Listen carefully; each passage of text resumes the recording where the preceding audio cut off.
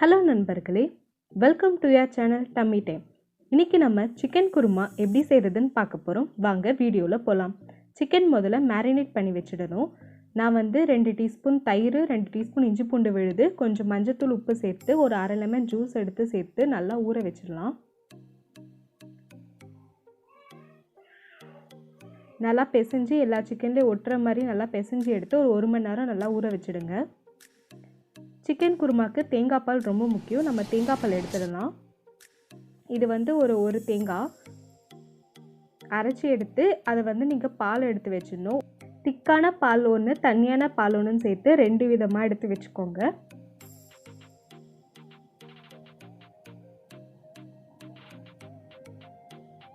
எல்லா தேங்காயுமே பால் எடுத்தாச்சு. இது முதல் பால் திக்கு பால், இது 2வது தண்ணி பால். இந்த மாதிரி 2 விதமாக எடுத்து வச்சுக்கோங்க. ஒரு பாத்திரத்தில் 4 டீஸ்பூன் எண்ணெய் விட்டு, எண்ணெய் காஞ்சதும் நம்ம தாளித்து எடுத்துடலாம். எண்ணெய் காய வச்சுடுங்க. தாளிப்புக்கு 2 ஏலக்காய், 4 லவங்கம், 2 பட்டை எடுத்துக்கோங்க. 2 பெரிய வெங்காயம் இந்த மாதிரி நல்லா நறுக்கி வச்சுக்கலாம். மசாலா 1 டீஸ்பூன் வெறும் மிளகாய் தூள், 1 டீஸ்பூன் கரம் மசாலா,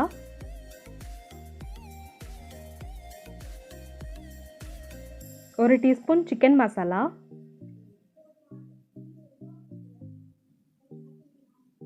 1/2 டீஸ்பூன் மஞ்சத்தூள், 2 டீஸ்பூன் தனியாத்தூள்,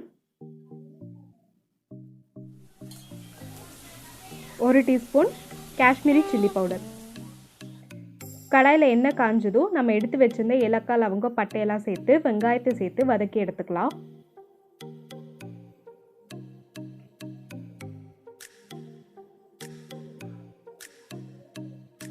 நம்ம அரைஞ்சி வச்சிருந்த எல்லா வெங்காயமும் சேர்த்தாச்சு. இப்போ பொன்னிறமாக மாறுற வரைக்கும் நம்ம நல்லா வதக்கி எடுக்கணும். 2 தக்காளி இந்த மாதிரி கட் பண்ணி எடுத்துக்கோங்க.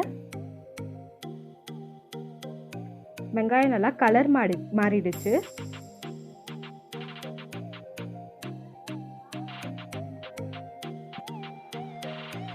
மேரினேட் பண்ணி வச்சதில் இஞ்சி பூண்டு விழுது சேர்த்துருக்கோம். ஸோ இதில் சேர்க்கும் போது கொஞ்சம் கம்மியாகவே சேர்த்துக்கலாம். ஒரு 2 டீஸ்பூன் இஞ்சி பூண்டு விழுது சேர்த்துக்கோங்க.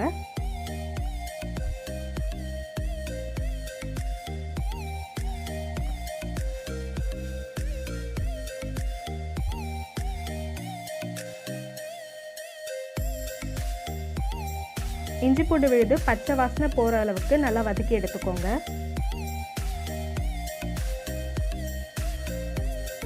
இப்போ நம்ம உப்பு சேர்த்துடலாம்.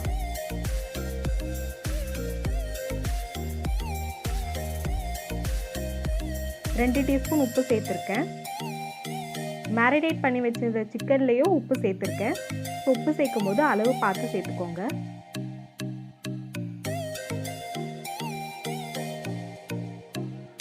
இப்போ நம்ம அரைஞ்சி வச்சிருந்த தக்காளியை சேர்த்துப்போம்.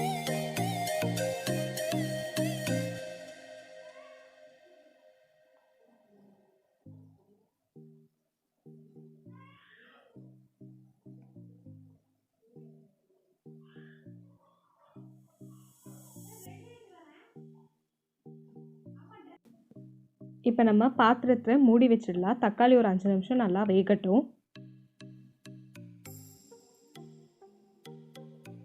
இப்போ தக்காளி ஓரளவுக்கு நல்லா வெந்துடுச்சு. இப்போ நம்ம எடுத்து வச்சிருந்த மசாலா எல்லாமே சேர்த்துப்போம்.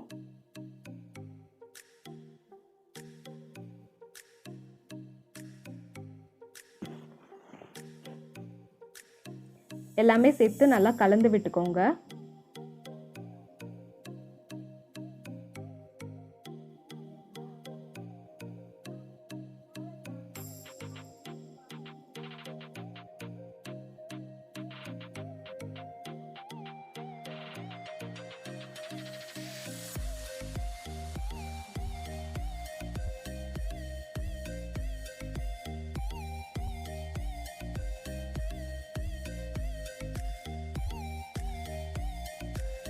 இப்போ மசாலா ஓரளவுக்கு நல்லா பொரிஞ்சிடுச்சு. இப்போ நம்ம பச்சை மிளகாயை சேர்த்துப்போம்.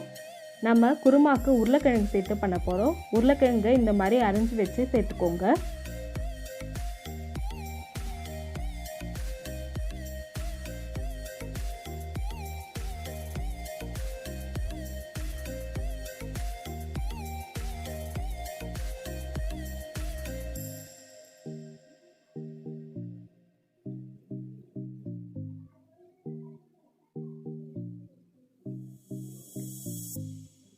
இப்போ நம்ம எடுத்து வச்சுருந்த 2வது தேங்காய் பால், அதாவது தண்ணி தேங்காய் பாலை சேர்த்துக்கலாம்.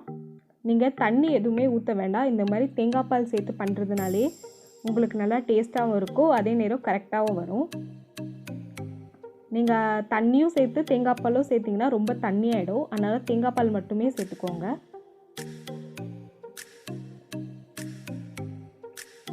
இப்போ மூடி வச்சிடலாம். இது கொஞ்சம் நேரம் நல்லா கொதிக்கட்டும். இப்போ நல்லா கொதிச்சிட்ருக்கு. நான் ஒரு 10 நிமிஷம் நல்லா மூடி வச்சுருந்தேன்.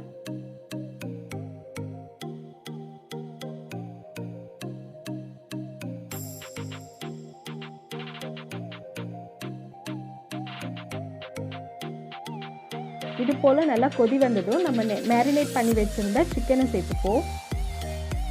சிக்கன் ஒரு 1 மணி நேரம் நல்லா ஊறிடுச்சு.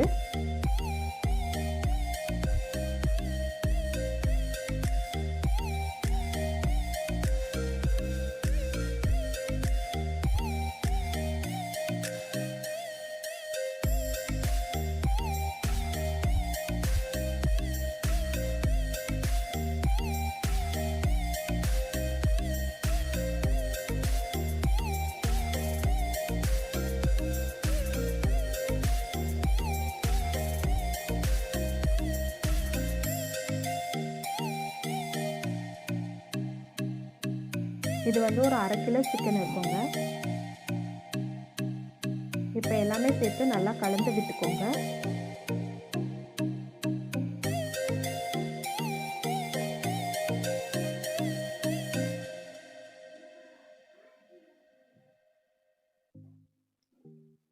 எல்லாமே சேர்த்து நல்லா கலந்து விட்டு மூடி போட்டு எடுத்துக்கோங்க. ஒரு 10 நிமிஷம் நல்லா கொதிக்கட்டும்.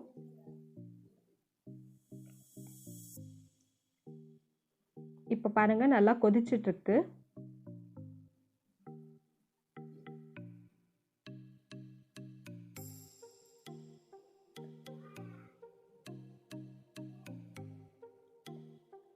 சிக்கனும் நல்லா வெந்திருக்கு, பார்க்கும்போதே தெரியுது. இப்போ நம்ம எடுத்து வச்சிருந்த முதல் தேங்காய் பாலை சேர்த்துப்போம். பால் பாருங்கள் நல்லா திக்காக இருக்குது. இந்த மாதிரி திக்காக பால் எடுத்து சேர்த்துக்கோங்க.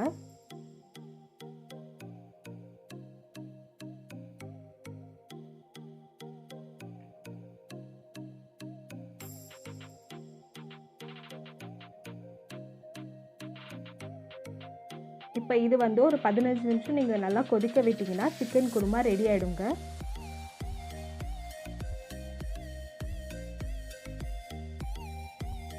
கடைசியாக நம்ம கொஞ்சம் கொத்தமல்லியை சேர்த்துப்போம்.